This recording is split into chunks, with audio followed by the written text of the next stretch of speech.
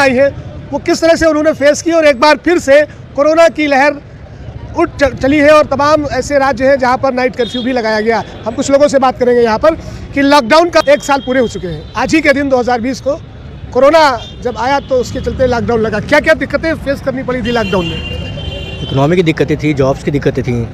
अब फिर से वैसे ही सिनेरियो दिख रहा है, लेकिन हो सकता है शायद आगे कोरोना कम फैले, लोग जागरूक हैं। तो पूरे 1 साल तक 182 देश पूरी तरह से पैरालाइज हो गए थे और भारत में भी पूरी तरह से संपूर्ण लॉकडाउन लगा था। तो लॉकडाउन को आपने घर में रहकर कैसे उसको आपने जो है अटेंड किया और किस तरह से जीवनचर्या आपकी रही थी? बस नॉर्मल सिचुएशन यही थी कि बस आपको जो डेली रूटीन्स होते हैं वो नहीं कर सकते थे, आप जॉब पे नहीं जा सकते थे, अपना काम नहीं कंप्लीट कर सकते थे और बहुत सारी दुकानें और बाकी सब जो वेबसाइट थे वो सब बंद थे।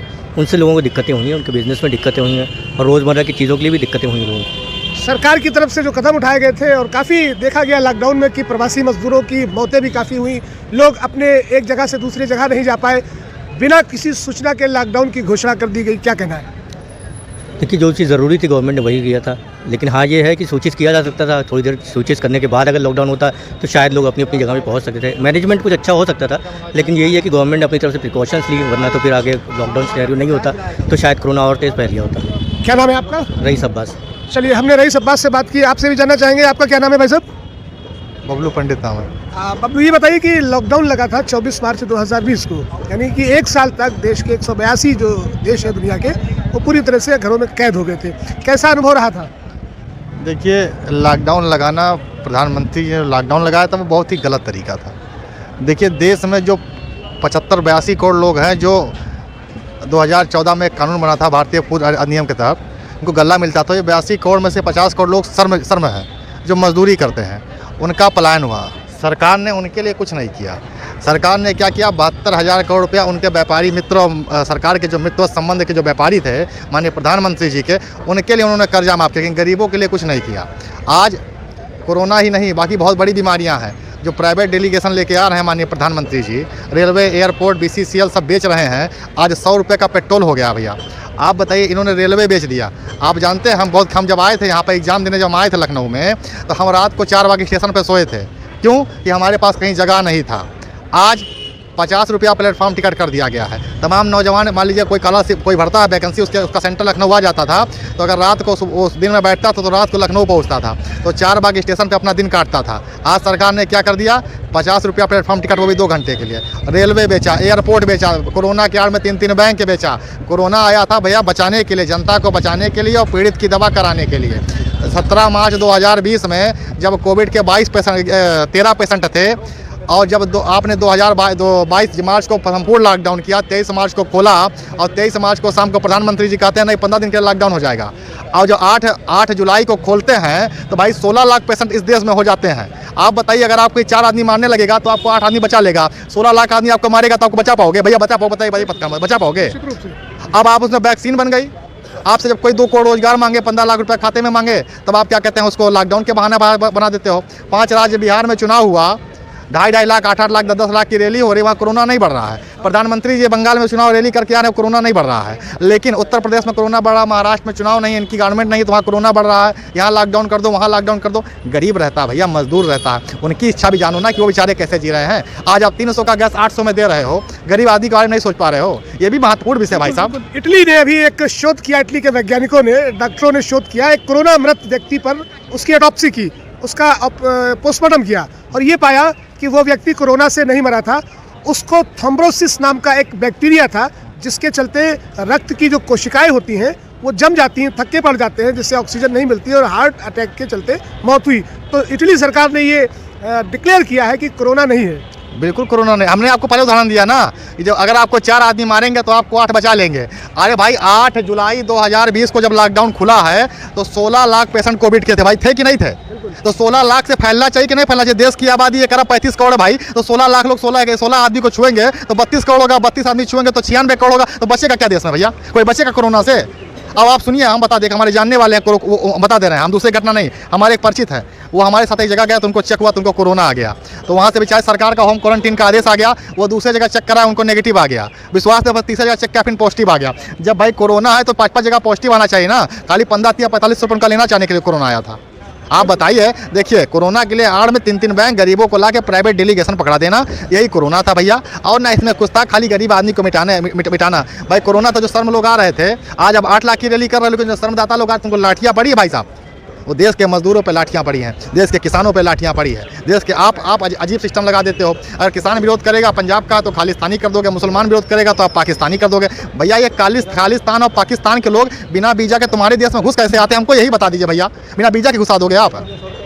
निश्चित रूप से सरकार की जो नीतियां हैं, जिस तरह से सरकार ने कोरोना को लेकर देश में लॉकडाउन लगाया, 22 मार्च को जनता कर्फ्यू लगा और 24 मार्च को बिना किसी पूर्व सूचना के संपूर्ण देश में लॉकडाउन लगा दिया। कुछ लोगों से और हम बात करने की कोशिश करेंगे। लॉकडाउन की 1 साल हो चुका है, हम थोड़ा सा आपसे भी जानने की कोशिश करेंगे, क्योंकि 24 मार्च को लॉकडाउन लगा था और आज उसको 1 साल पूरे हो चुके हैं। क्या लगता है, जिस तरह से सरकार ने लॉकडाउन लगाया, प्रवासी मजदूरों की मौतें हुई और लोगों को चलते चलते अपने घरों को पहुंचने के लिए पैरों में छाले पड़ गए, सरकार दावे पे दावे करती रही और लोग मरते रहे, क्या कहना आपका?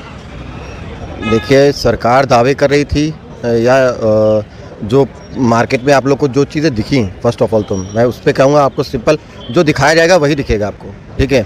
जो वीडियोस आपने देखी वो क्या रियलिटी थी, ठीक है, ऐसा तो है नहीं। सरकार ने भी अपना काम किया हुआ है, ठीक है, और जो आपकी अदर विपक्ष पार्टी थी उसने भी अपना काम किया हुआ है, ठीक है। रियलिटी तो उसी को पता है ना जो प्रैक्टिकल सामने देख रहा है। जैसे कि मैंने देखा, हमारे आसपास भी लोग थे, ठीक है, हम गोमती नगर में रहते हैं और हमारे आसपास भी लोग थे, बहुत लोग हेल्प कर रहे थे, बहुत लोगों को, ठीक है। गवर्नमेंट की तरफ से भी हेल्प आ रही थी और हमारे कई लोगों ने हम लोगों से बोला भी, हमारे काफ़ी मित्र हैं, ठीक है, और अधिकारी लेवल पे हैं, दिनेश सिंह बिष्ट हैं उनमें से, उन लोगों ने भी कई लोगों को हेल्प की। तो हम ऐसे कह ही नहीं सकते कि गवर्नमेंट की तरफ से हेल्प नहीं मिल रही थी। नहीं, सवाल यहाँ पर ये है कि जब देश में पहला केस आसाम में मिला 19 दिसंबर 2019 वो तो कमियाँ थी, ठीक है, वो तो कहीं ना कहीं कमियाँ थी जो अधिकारियों ने अपनी रिस्पॉन्सिबिलिटी को नहीं निभाया। जो अंदर आया हमारे यहाँ, हमारे देश में वो कोरोना, ठीक है, उसका लीकेज कहाँ से था? एयरपोर्ट से था, बाहर से था। बिल्कुल, अंतर्राष्ट्रीय सीमाएं बंद होनी चाहिए थी, बिल्कुल बंद होनी चाहिए थी। इनको पहले चेतना चाहिए था। यहाँ इनकी कमी थी या इनकी कमी थी। अब सेलिब्रिटी चला रहा है। अब हमारे लखनऊ में क्या हुआ था कि एक सेलिब्रिटी चली आई, कनिका कपूर चली आई, उनकी कोई भाई वो एक्ट्रेस है तो क्या उनका हम टेस्ट नहीं करेंगे, ठीक है। उन्होंने एक कैप्सूल ले ली, उन्होंने अपनी जिम्मेदारी नहीं समझी, ठीक है। यहाँ रिस्पॉन्सिबिलिटी सबको अपनी अपनी निभानी थी, जिन्होंने नहीं निभाई। और एक आदमी, आप सिर्फ एक आदमी के ऊपर जिम्मेदारी नहीं दे सकते कि वो वहाँ बैठा बैठा आपकी चीज़ें कर लेगा, ठीक है। यहाँ हम सबको, हम भी एक परिवार है, ये हमारा ही घर है, इसको हमको सुधारना होगा, ठीक है। उसके लिए सबको अपनी अपनी जिम्मेदारियों को समझना होगा। जब नहीं समझेंगे तो बिगड़ेगी तो है ही। सवाल यहाँ पर यह आता है कि भारत सरकार को भी पता हो गया था कि कोरोना फैल चुका है और प्रधानमंत्री को भी अच्छे से मालूम था कि कोरोना फैला हुआ। उसके बावजूद प्रधानमंत्री ने, अमेरिकन डेलीगेशन आया, 5,500 लोग वहाँ से आए और मोटेरा स्टेडियम में 1 लाख लोगों की भीड़ इकट्ठा हुई। सब कुछ जानने के बावजूद क्या ये उचित था? क्या वो कैरियर भारत में नहीं आया अमेरिका से, और जबकि पूरा दोष बढ़ दिया गया तबलीगी जमात पर? देखिए, इस पे मैं आपको सिंपल कहूँगा कि दोनों तरफ से गलतियां हैं, ठीक है। ज़रूरी नहीं किसी एक कौम के ऊपर किसी चीज़ को आप थोप दें, ठीक है। जिम्मेदारियां गवर्नमेंट के कुछ, अब आपको अधिकारी, गवर्नमेंट के कुछ ऐसे अधिकारी थे, ठीक है, जो आपको पार्टीज करते मिल गए, ठीक है। उन्होंने लॉकडाउन का बिल्कुल भी कोई भी आदर ही नहीं किया किसी तरह का। अब वहाँ पर पार्टी में चल रहा है, कोई फिजिकल डिस्टेंसिंग नहीं है, ठीक है। और उसी हिसाब से यहाँ पर भी सरकार भी वहाँ पर झुक रही है, कुछ आपके पब्लिक से झुक रही है, कुछ अपने आप से झुक रही है, कुछ यहाँ के अधिकारियों से प्रॉब्लम्स हैं। तो कुल मिला के देखिए, एक बार मैंने कहा ना, मैंने आपको सिंपल एक ही सार में एक ही छोटी चीज़ बता दी, वो सिंपल ये कि सबको अपनी अपनी जिम्मेदारियों को समझना होगा। जब तक नहीं समझेंगे फिर वो प्रॉब्लम्स फिर आ जाएंगी। निश्चित रूप से एक सवाल यहाँ पर हो रहा है, अभी फिर से देखा जा रहा है कि कोरोना का एक बार फिर से लहर देश में, महाराष्ट्र में और तमाम राज्यों में देखी जा रही है। लेकिन इसके बावजूद 5 राज्यों में विधानसभा चुनाव चल रहे हैं, चुनावी रैली। आज मेदिनीपुर में प्रधानमंत्री की चुनावी रैली थी जिसमें लाखों लोगों की भीड़ इकट्ठा हुई। ना तो सोशल डिस्टेंसिंग वहां पर थी, ना ही लोग मास्क लगाए हुए थे। जो प्रधानमंत्री बार बार देश की जनता से ये कहता है कि सोशल डिस्टेंसिंग रखें, दूरी बनाए रखें, मास्क का प्रयोग करें, सैनिटाइजर का प्रयोग करें, वही प्रधानमंत्री लाखों की भीड़ इकट्ठा करके क्या संदेश देना चाहता है? ये तो प्रधानमंत्री जी भी समझना चाहिए उनको भी कि अगर वही इतने सीनियर हो के अगर ये ऐसी एक्टिविटीज़ करेंगे, ठीक है, तो यहाँ तो अब हम आपको बता दें पब्लिक क्या करेगी, उन्हीं की तो कदमों को चलेगी, उन्हीं के कदमों पे, ठीक है। और यहाँ पर अभी मैं RTO ऑफिस होके आया, कोई डिस्टेंसिंग नहीं थी, आदमी वहीं घुसे चला जा रहा है, वहीं सब कुछ काम हो रहा है। कई कंपनीज़ में काम हो भी रहा है। मैं SDFC में हूँ, ठीक है, वहाँ पूरा प्रॉपर सारी चीज़ें देखी जा रही हैं, समझी जा रही हैं। और जो मास्क लगाया नहीं होता तो उसको अंदर एंट्री नहीं करनी थी। कुछ कंपनीज हैं जिन्होंने अपनी रिस्पॉन्सिबिलिटी को निभाया हुआ है, ठीक है, कुछ लोग अपनी नहीं निभा रहे। कुछ ऑफिसेज, सरकारी ऑफिसेज इसमें बहुत आगे हैं। तो ये बिल्कुल निश्चित है कि हम सभी को अपनी जिम्मेदारियों को निभाना होगा। प्रधानमंत्री जो देश के सर्वोच्च संरक्षक कहे जाते हैं, बार बार लोगों से अपील करते हैं, सामाजिक दूरी बनाने की अपील करते हैं, मास्क लगाने की अपील करते हैं, सैनिटाइजर प्रयोग करने की अपील करते हैं, सतर्क और सजग रहने की अपील ज़रूर करते हैं। लेकिन जिस तरह से 5 राज्यों में विधानसभा चुनाव चल रहे हैं और उन चुनाव में जो रैलियां हो रही हैं, आज भी बंगाल के मेदिनीपुर में प्रधानमंत्री की चुनावी रैली हुई जिसमें लाखों लोगों की भीड़ इकट्ठा हुई। ना तो सोशल डिस्टेंसिंग थी, ना ही लोग मास्क लगाए थे, ना ही किसी तरह का कोई प्रिकॉशन रखा गया था। तो प्रधानमंत्री जिस तरह से लोगों को ज्ञान देते हैं तो उनको भी इसका पालन ज़रूर करना चाहिए। कोरोना एक फिर से, इसका एक जो महामारी है, एक लहर फिर से देश में दिखाई दे रही है। लोगों को सतर्क रहना होगा, सजग रहना होगा। फिलहाल लॉकडाउन के आज 1 वर्ष पूरे हो चुके हैं। आज लॉकडाउन की एनिवर्सरी मनाई जा रही है। जायज़ा में फिलहाल के लिए इतना ही। मिलते हैं अगली किसी खास मुद्दे पर, किसी खास राजनीतिक या सामाजिक मुद्दे पर फिर से हमारी चर्चा होगी। लोगों के बीच में हम जाकर जायज़ा करेंगे। टुडे प्रेस इंडिया में फिलहाल इतना ही।